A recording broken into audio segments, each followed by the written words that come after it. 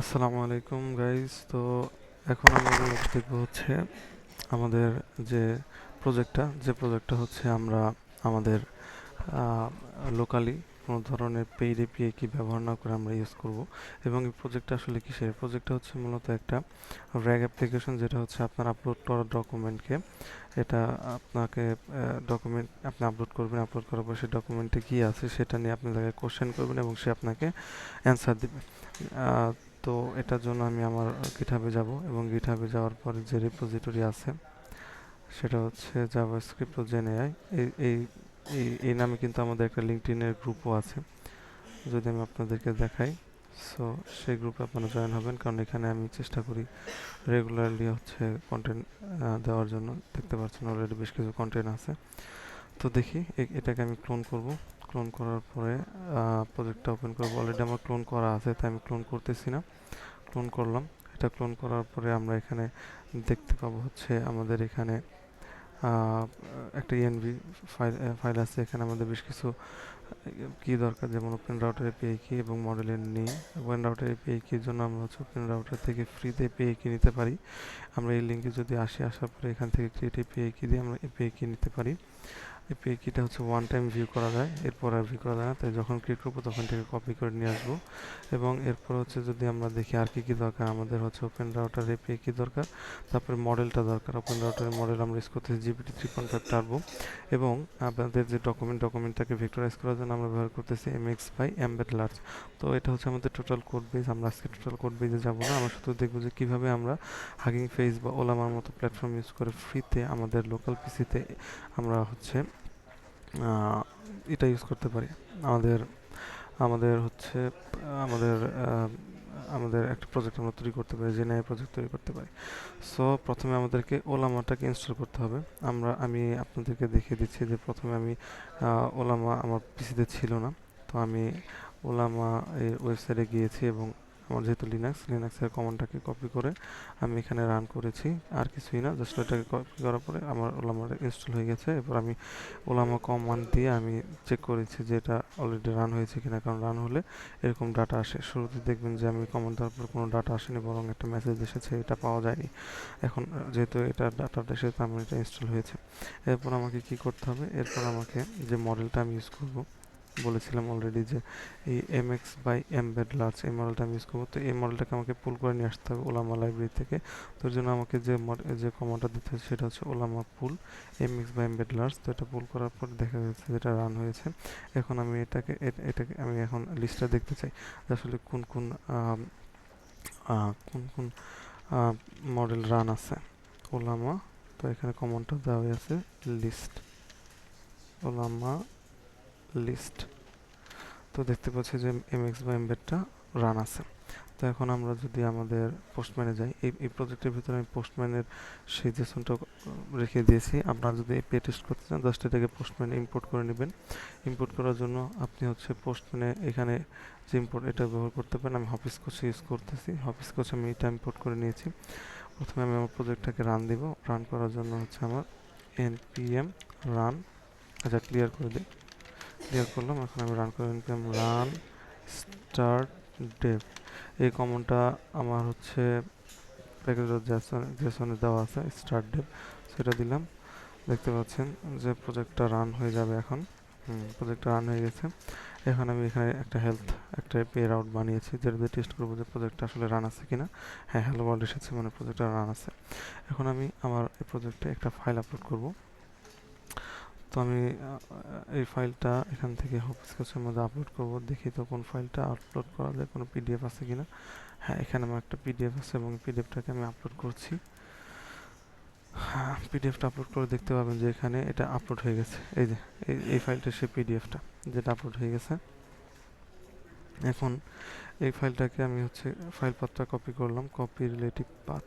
এই পাথটা কপি করে এখন আমি এটাকে আমার ভেক্টরের মধ্যে, আমি আপনাকে গ্রাফে দেখিয়েছি যে ফাইল আপলোড হয়ে গেছে।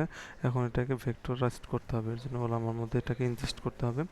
এর জন্য আমার যে রাউটটা, সেই রাউটের মধ্যে আমি জাস্ট হচ্ছে ফাইল পাথটা দিয়ে দেব। ফাইল পাথটা দিয়ে দিচ্ছি,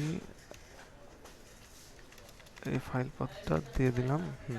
ফাইল পাথটা দিয়ে দিয়েছি। এখন আমি এটা যদি হিট করি তাহলে দেখতে পাবো যে ফাইলটা আপলোড হয়ে যাবে। এর জন্য একটু সময় লাগবে যেহেতু একটা ডকুমেন্টকে এটা ভেক্টরাইজ করছে।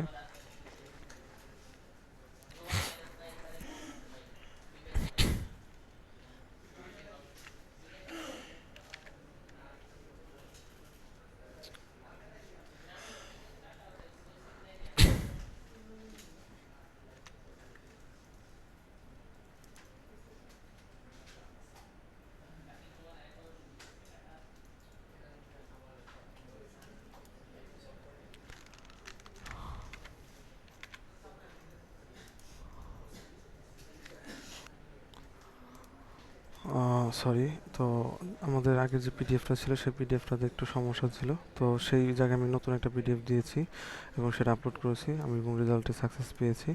এবার হচ্ছে আমি এই পিডিএফটা ইনজেস্ট করব। ইনজেস্ট করার জন্য আমি এই রাউটে যাব এবং যাওয়ার পরে আমি এখানে ইনজেস্টে যাব। ইনজেস্টে যাওয়ার পরে আমি সেই ফাইলটা এখানে আমি বলে দিব। ফাইলটা হচ্ছে লেটেস্ট যেটা,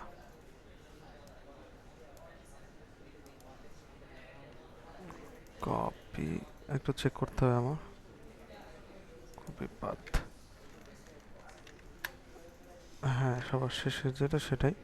তো এটার যে পাথটা সেই পাথটা আমি কপি করে নিলাম এবং এখানে গিয়ে আমি সেই পাথটাকে বলে দিব যে কোন পিডিএফটাকে আমি,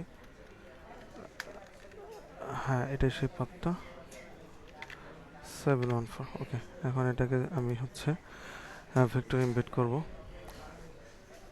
এর জন্য একটু সময় লাগবে। হ্যাঁ ভেক্টর এমবেড হয়ে গেছে, দেখতে পাচ্ছেন যে অলরেডি ভেক্টর এমবেড হয়ে গেছে। এই ভিডিও কি চলছে? হ্যাঁ ভিডিও চলছে, ভেক্টর এমবেড হয়ে গেছে। এখন যদি আমি তাকে কোশ্চেন করি যে হু ইজ আ সিফ এ Wadud, what's what's his name, তো আমি তাকে তার নাম জানার জন্য কোশ্চেন করতেছি, দেখি সে অ্যান্সার দিতে পারে কিনা। দিস ইজ আসিফ আব্দুল ওয়াদুদ, ইয়াস, দেখতে পাচ্ছেন যে অ্যান্সার সে দিয়ে দিয়েছে, তার মানে আমাদের প্রজেক্টটা ঠিকমতো কাজ করছে। এখন হোয়াট ইজ হিজ নেমের জায়গায় আমি দিই what is his expertise and what he wants. So দেখতে পাচ্ছেন আমি কিন্তু আমার রিজিউমের উপরে কোশ্চেন করতেছি এবং অ্যান্সারগুলো পেয়ে যাচ্ছি।